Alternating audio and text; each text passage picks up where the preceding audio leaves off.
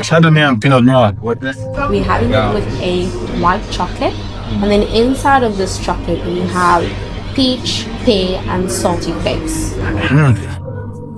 The blend is it's very smooth. Voila. You Then you get So we're right now in Benguela Cove in Hermanus, a wine estate vineyard that is ranked among the top 100 best global vineyards. They've got a restaurant and they've got art gallery behind me.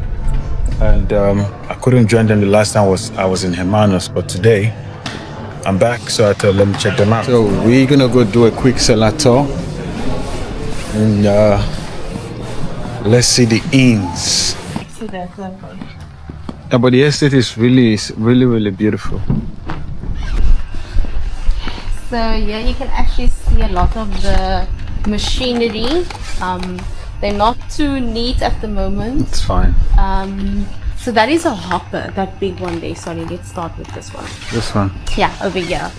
So with the different collections that we have, we're not going to treat the berries the same. This is where we sort the grapes, so we use buckets. There will be a lot of buckets, the crates actually, those red and black crates. We tip them over, so on both sides there will be ladies that's standing, and they will take out the leaves and the bugs that came with it. From that machine it goes into this machine over here. It helps with just de-stemming the grape, even more. And from there we take it through a I'll show you inside. Actually, it's a big silver cylinder, and from that big silver cylinder it goes into the press. Oh, it's slow? Okay, so we're going inside now. That aroma. That aroma is always pleasant. Okay, so right now we in Benguela Cove Estate. We're in the cellar and we're getting a cellar tour firsthand. It's not, I've been, like I just said, like I've been into different kind of cellars, but this is very different. It's nice, it is organized, and it is glamorous, is what I can say. You can see the chandeliers dropping. 1, 2, 3, 4, 5, 6 chandeliers in the cellar, and it just gives you that certain feel. It's all open, you can see through everything. There are different barrels, and she's just walked us through the wine sorting process and how it gets put in. I'm looking forward to when I'll be able to take you guys on a tour from the grape harvesting to the entire winemaking process and bottling. It's gonna happen soon, so just stick around. But this estate for me, it's really nice and big and spacious, and the aroma when you walk into a cellar. They punch it down. Okay. So we call it the punch down method. Oh, so it's like a press. Yes, pressing it down. Okay. Where with the other tanks on that side, it's more like watering your garden basically. So they take the juices at the bottom and then they wet it on top. Oh. So that's why the tanks looks different, because there is a machine. It goes around. And then it wets the capping. Wow. Guys, I know nothing about everything she just said, so it's all new to me as well. So hopefully you guys are following, but it's very interesting, like seeing all of this firsthand. Let me show you the shapes. So that there, she said, is for the white. This is for the red, and like you heard her say, it's because of the fermentation process is different. That is single. And this is double fermentation, correct? Oh no, not in that terminology specifically. It's just where the first fermentation happens. Okay, for the red is twice. We're not going to do it in the same tank. Oh, okay, different tank. We're going to do it in the barrel. We do barrel malolactic fermentation. Oh, okay. Yes, sorry. So you see, we're trying to get the information firsthand. So bear with me and come through. But this is nice to experience firsthand, and there are more barrels everywhere. Let's go down and then I'll show you the different breeds. All right, let's go. We're going downstairs.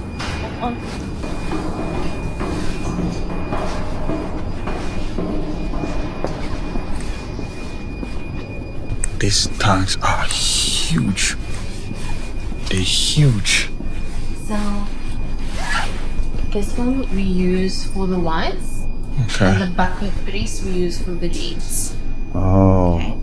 So inside of this machine, there's a balloon-like type of object. Yeah. Okay? And around that object is a sieve-like type of object.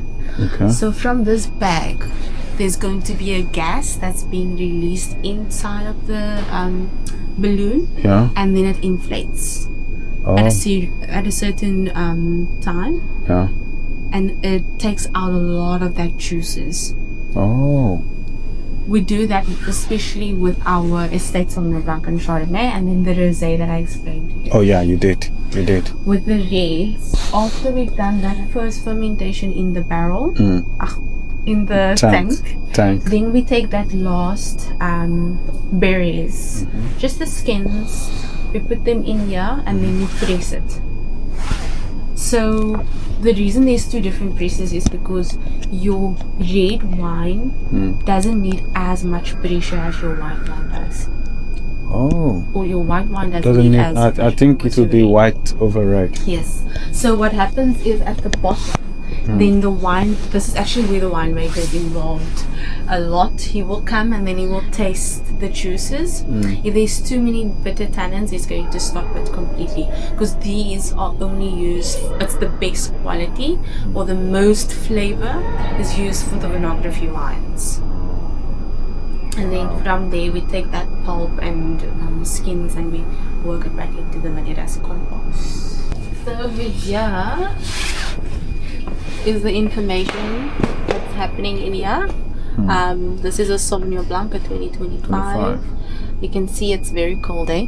Oh, let me You can even see how it's dripping down. So over here, this is your jackets, cooling jackets. So there's water that runs inside and then nitrogen, and then it takes it to the favorable temperature that it needs to be in. Temperature. So it's very, very low temperatures that it needs to be at. And I see the pressure here, like there's a pressure gauge and wow, everything is controlled. Also the temperature in here, by the way, I don't know if you've been to a cellar before or been in a cellar before. The temperature is very controlled. Summer, winter, whatnot, it's always chilled from my experience so far. And I can tell you, this is one of those places. You can see, just feeling it. How many of these tanks do you guys have in total? Quite a lot. I can imagine. A lot. I can imagine. I can imagine. Okay, and this is, I learned recently these guys are very expensive. Yep.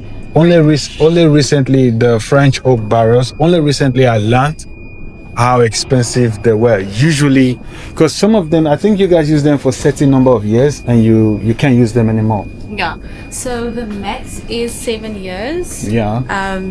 We don't use it for that long of a period. We use it for up to 22 months, depending on the wine, but 22 months for first and second fill. Then you can do a third and fourth fill. We don't do that. Wow. And it's only for the lighthouse that we will now and then use a bit of that third. And again, it goes back to what I was saying. When certain wines tend to be expensive, people don't understand why. All of these factors contribute. One of these barrels, if I tell you how much I gathered it was, because they don't buy them locally, it's from abroad. So imagine buying, shipping, and then using not for long, then you have to change it to buy again, insurance and everything. So the fact that I've been going through this process, I can understand why certain wines can be very expensive. So if you guys are drinking wine and you hear the prices going up and up, understand a lot of factors are contributing to it, and this is one of them. What have we got here? Here is where the winemaker changes the temperature of each of the tanks on that side. We also have that on the other side. Wow. It's a cellar, but it is very beautiful. You wouldn't think cellar can be this beautiful. It's nice, it's spacious, there's room. It's almost like you can see everything going on everywhere you stand. So because we are in the estate, everything must happen on the property. They put the bottle in here, so we put the bottles in here. It goes through being cleaned, the bottle's being cleaned over there, goes through, and then this is where the stickers are. You can see them. Oh. And then it goes through all that. Whoa. And then voila. You have Then you get the yeah. So like she said, everything happens in here. And now this. Whoa. What is the temperature of this room, like the standard temperature? We want it at room temperature, about 16 being the highest. That's an average. How many barrels will you have in here at the moment? About, I would say about 80 to 100 barrels. So let's say 80 to 100. If we to go to this 80 to 100, now just like at an average, It's 666. That I calculated because I've had that question before. Something interesting about this room, actually. I don't know if you noticed that it's quite humid inside of it. So those steel pipes that you see, yes. they will shoot out at the fog. Was like this. Oh yeah. So that it can put a balance, so that it captures the moisture. And this fermentation takes how long, for example? Can take up to 40 days. 12 to 14 days. Can you about? And during that time, it stays this temperature, this is how it is. During that time, no lights off, no nothing. It's not about just taking the glass and just sip. Sometimes it's about really knowing what is going on. And this is what is happening behind the scenes. And that contributes to the flavor profile for one. Yeah. It's all about what you're trying to achieve, but the barrel greatly contributes to the flavor profile of everyone. And I think I told somebody this thing. You might think wine is just wine. Wine is like food. It's almost like whatever ingredients you end up adding to the food, it will contribute to the taste, the end product. And you can see the barrel plays the same when it comes to wine making. The end goal of the wine. So with wine, your grape itself has the primary flavors. So that is where you get fresh fruits from. Where your secondary flavors come from the winemaking process. So that's where you add the yeast, where you do the evaporation, all of that fruits that you add to the wine. Then your tertiary flavor comes from the oak barrel. And together, they all three come together and they produce the wine. But at the end of the day, it depends on the winemaker, what he wants to enhance on his wines and what he wants to add on his wines. The wine cellar tour is done. I'm just going to show you guys their restaurant so you see how the restaurant looks. It's a beautiful place, really. I'm not eating, I'm not dining. I just want to show you guys how it looks on the inside so we can see. Wow.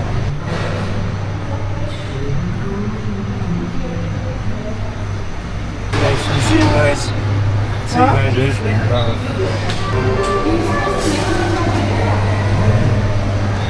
In terms of wine tasting, we do have quite a few options. Thank you so much.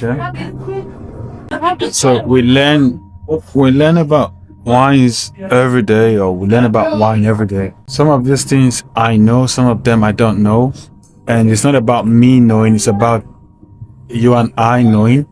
Because some things I don't know you might know already, and some things you know I might not know already. Sometimes we both don't know, so it's all new experiences for all of us, and we learn as we go. But yeah, this is the Cove 58. Cap Classique. The boots from Benguela Cove. You can see the color. It's really nice. Let me give you this one. Chardonnay and Pinot Noir.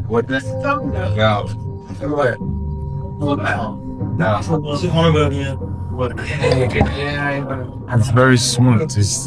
It's hard to describe. Not hard to describe, but yeah. Just gives you that CC feeling, not champagne feeling, but yeah, the champagne feeling more like it's actually good. So with the rosé, we are using Shiraz. It is a 2025 vintage. We're using our 2025 Shiraz grapefruit. Very aromatic, so we have beautiful perfume nose, candy floss, a lot of red berries is what we're going to experience on the nose. The first chocolate, we're having it with a milk chocolate, and then inside we have a cranberry and rooibos ganache, which is going to bring out and complement the red berry notes on this wine. Then next we have the Sauvignon Blanc.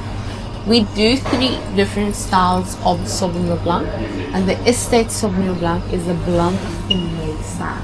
We're having it with a white chocolate, and then inside of this chocolate we have peach, pear, and salty flakes. Next we have Pinot Noir. I actually want to show you guys something. When you drink Pinot Noir, which color is it usually? Is it darker or is it lighter than this one that you see today? Usually it's a darker one. Darker. Okay. So let me tell you the reason for this. Now, on the bottle you'll see here, it says Clone 115 and Clone PN 777. The PN 115 is the lighter clone. So if you see it in a glass or a bottle, it will look like a rosé. So using both of these clones, it is giving you this lighter ruby color. Today you're having it with a milk chocolate, sour berry ganache. There's a little bit of licorice and a little bit of pepper to it as well. My take is it's nice to go for wine tasting. Yes, but once you go for wine pairing, to elevate the wine tasting experience, it makes it different on your everyday wine tasting experience, because you can easily just buy a bottle of Cellar, stay at home, drink it yourself. Yeah, the difference with you going to the wine estate is they'll talk you through the wine, make you realize what you're sipping, what you're smelling, and all of that. But yeah, you can also, if you have good knowledge of wine, you can also, pick that up at home. But now when you do a wine pairing, it elevates everything. So far, what I'm having here in Benguela, it's really nice. I've tried the Lighthouse, which is the dry rosé, with Sauvignon Blanc. I don't even know if it's my favorite. I think the rosé was a beautiful start, but the Sauvignon Blanc for me it was just magical. I could drink that with the chocolate over and over again. I mean, it's a wine tasting experience. You don't just drink everything all at once. You sip and take it slow. So right now, I'm going to take you guys on a different walk tour and show you guys around the place. Can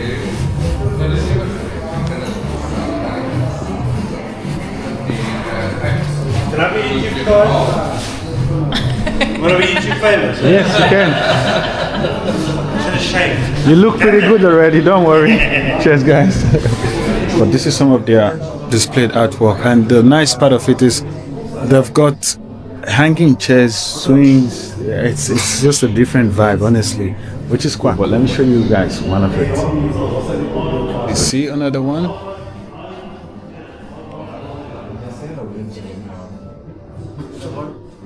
Let me show you this wall. So if you look there,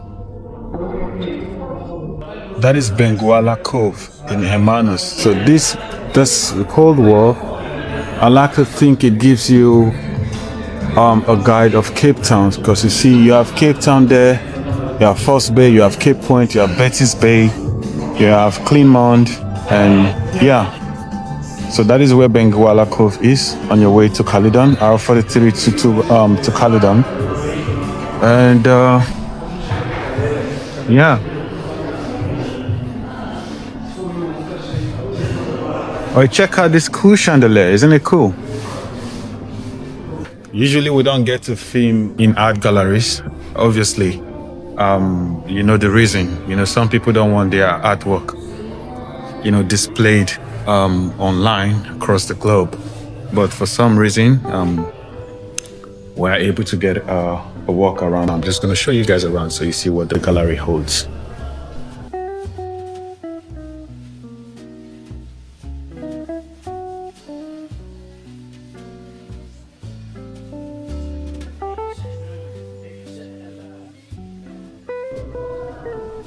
Like the colors. I like the colors. It's a burst of colors, which is quite nice. It's called, this says painting and drawing. My painting and drawing offers a glimpse into the vibrant natural world of the ocean. I think that's quite cool also. So there are some, I've got more here. I'm not gonna show you guys the prices, but they price differently, ranging from 4.5 and above. But the thing is, the interesting thing I learned about this place right about now is, first, we cannot say it's champagne because it's not done in Champagne in France. However, they've got this Cap Classique that is done exactly the same way as the traditional champagne is done in France. Sadly, it cannot be labeled or called champagne for the obvious reasons which you guys have heard. Okay, so this is a Magnum. Okay. I won the best wine award for the Dainty Awards. So it's made traditionally. Our French champagne is being made where you have your Sauvignon, your Chardonnay, and your Pinot Noir, and it's unleashed for 44 months. So it's more buttery. It's very close to how the French would make their champagne. Yeah, that is. It's actually exactly the same. Exactly the same method. But we're not in champagne. We're not in champagne, so we can't say. The region, so they have that whole act against it. You're not allowed to at all. Cannot drink it on your. You can't drink it on your bottle. You can't say champagne. But the taste profile, comparison to what we drink here that is being sent down from France, it's no difference, guys. And the pricing also, it's affordably priced. We see this.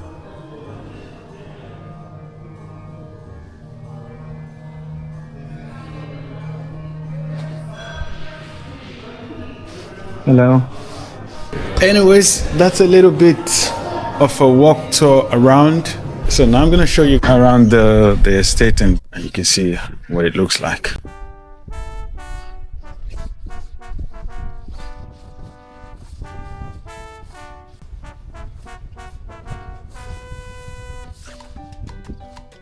Yeah. So for me, it's fascinating seeing the kind of wines that are being produced in South Africa. Obviously, and I'll say this again, it cannot be labeled champagne because it isn't made in France. So for that reason, that obvious reason, we cannot say. However, again, the taste profile, production process, it's pretty much the same in some of those wine estates, and Benguela is one of them, like you've just heard.